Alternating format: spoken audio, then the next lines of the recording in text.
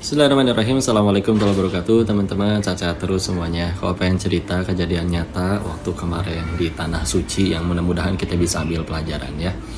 Kita dapat dari guru kami, beliau bercerita tentang kisah nyata. Ada orang Mesir. Orang Mesir ini mimpi didatengin orang, terus dia diminta untuk ajak tetangganya umroh.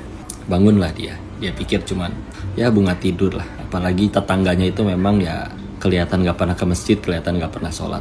Ya udah, harinya berlalu, tapi masalahnya ternyata besoknya dia tidur lagi, mimpi yang sama, didatengin orang untuk nyuruh atau ngajak tetangganya umroh lagi. Sama persis 2 kali berturut-turut. Akhirnya dia tanyalah ke gurunya. Gurunya ngasih jawaban kayak gini. Coba nanti, kalau nanti malam mimpi lagi, kalau sampai 3 kali, maka bismillah, datengin, ajak orang itu umroh, ajak tetangga kamu umroh. Malam ketiga, beneran mimpi lagi. Persis sama diminta untuk ngajak tetangganya umroh. Oke udah, bismillah. Berangkatlah si orang yang mimpi tadi ke tetangganya. Tanya, Assalamualaikum warahmatullahi wabarakatuh. Waalaikumsalam warahmatullahi wabarakatuh. Izin masuk, pengen ngobrol, diizinin. Langsung to the point. Bapak izin. Kalau bahasa kitanya ya, Bapak izin. Saya pengen ajak Bapak pergi umroh.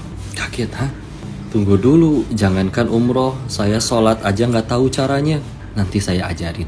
Saya bahkan wudhu juga nggak tahu caranya. Ya nanti saya yang ajarin. Dan izin tolong untuk ikut karena saya sudah memutuskan. Saya yang berangkat ikut nemenin sendiri. Saya bimbing langsung dan juga saya yang biayain semuanya. Tinggal iya ikut berangkat.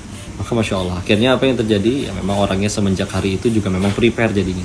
Jadi mulai belajar sholat, belajar wudhu dan tibalah hari H. Akhirnya berangkatlah umroh tetangganya itu, Masya Allah. Terus akhirnya begitu nyampe, Allah sentuh hatinya ya, dan akhirnya dia nggak mau ke hotel, pengen langsung mulai untuk ibadah ke Masjidil Haram. Terus ya sudah silakan, nggak mau istirahat dulu serius, nggak, saya sudah membiarkan waktu hidup saya bertahun-tahun habis begitu saja, saya pengen langsung ibadah. Udah gitu udah, yang lain ke hotel dulu, naruh barang apa mandi segala macam, dia langsung Masjidil Haram, lalu setelah selesai pulang.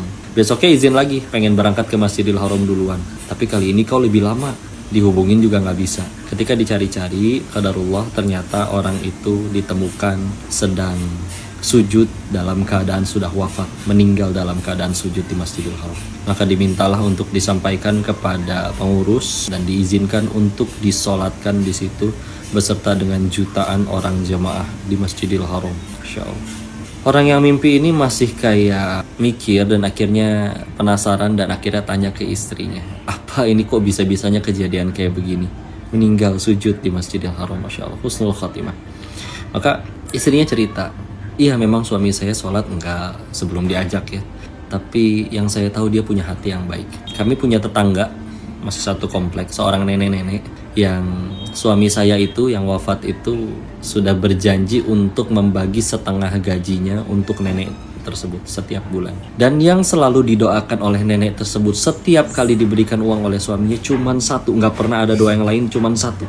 Apa doanya? Doakan untuk semoga engkau husnul khotimah. Insyaallah. Apa ibrohnya? Masya Allah. 1, kita nggak pernah tahu jalan hidup seseorang. 2, sama sekali jangan remehin kebaikan kita yang manapun. 3, ini juga lebih penting, jangan sama sekali remehin doa dari orang-orang yang kita tolong atau bahkan orang yang kita zolimi.